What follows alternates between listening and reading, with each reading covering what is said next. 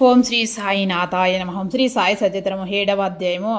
అద్భుత అవతారము సాయిబాబా. వైఖరి బాబా యోగాభ్యాసము. దౌతి ఖండ యోగం. బాబా సర్వాంతరామి తత్వము. కరుణ్యము. కుష్ఠరోగ భక్తుని సేవ. కర్పడే కుమారుని ప్లేగు వ్యాధి. బాబా పండరి ప్రయాణము. అద్భుత అవతారము. సాయిబాబా హిందూ అన్నచో వారు మహమ్మదీని వలె కనిపించేడివారు. మహమ్మదుడి అనుకున్నచో హిందూ మతాచార సంపన్నుడుగా కనిపించుచుండెను. ఆయన హిందువా లేక మహమ్మదీయుడా అన్న విషయములు ఇతమిద్దముగా ఎవరికీ తెలియదు. బాబా శాస్త్రోత్తముగా హిందూ శ్రీరామనవమి ఉత్సవము జరుపుచుండెను. అదే కాలమునందు మహమ్మదీయులు చందనోత్సవము జరుపుటకు అనుమతించెను. ఈ ఉత్సవ సమయమందు కుస్తీ పోటీలు ప్రోత్సహించుచుండువారు.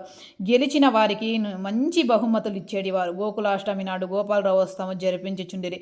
ఈ పితార్ పండుగ నాడు మహమ్మదీయులచే మసీదులో నమోదు చేయించేడివారు. మొహరం పండుగకు కొంతమంది మహమ్మదీయులు మసీదులో తాజియా లేదా తబూత్ నిలిపి కొన్ని దినములు దానిని నచ్చట నుంచి పింబట గ్రామంలో నూరేగించమనిరి. 4 దినముల వరకు మసీదులో తబూత్ నుంచుట బాబా సమ్మతించి 5వ నాడు నిస్సంకోచముగా దాన్ని తామే తీసివేసిరి.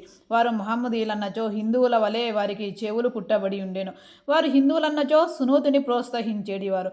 బాబా హిందూ అయినచో మసీదునెందెలా హిండును, మహమ్మదీయుడైనచో దునియను అగ్నిహోత్రం వెలిగించి ఉండేవారు. అదియేగాక తిరుగలితో విసురుట, శంఖమూదుట, గంటం వాయించుట, హోమము చేయుట, భజన, అన్న సందర్భన, ఆరోగ్య పద్యముల పూజలు మొదలగలు మహమ్మదీయ మతమునకు అంగీకారము కాని విషయములు మసీదులో జరుగుచుండెను. వారు మహమ్మదీయుడైనచో కర్మిష్ఠులకు సనాతాచార పారాయణులై బ్రాహ్మణులు వారి పాదములపై స్పష్టాంగ నమస్కారం నెట్లు చేయుచుండేవారు. వారే తెగవారని అడిగిపోయిన వారిల్లారు వారిని సందర్శించిన వెంటనే మగలచు పరవశించుచుండిరి. అందుచే సాయిబాబా హిందువో మహమ్మదుడు ఎవరనూ సరిగా నిర్ణయించలేకుండిరి. ఇదియే ఒక వింత కాదు. ఎవరైతే సర్వమును త్యజించి భగవంతుని సర్వశరణగతి వినరించెదరో వారు దేవునితో నైక్యమైపోయేదరు. వారికి దేనితో సంబంధము కానీ భేదభావం కానీ ఉండదు. వారికి జాతి మతములతో నెట్టి సంబంధము లేదు. సాయిబాబా హట్టివారు. వారికి జాతులందు వ్యక్తులందు భేదము కనిపించకుండెను. ఫకీరులతో కలిసి బాబా మస్త మాంసములు పూజించుచుండెను.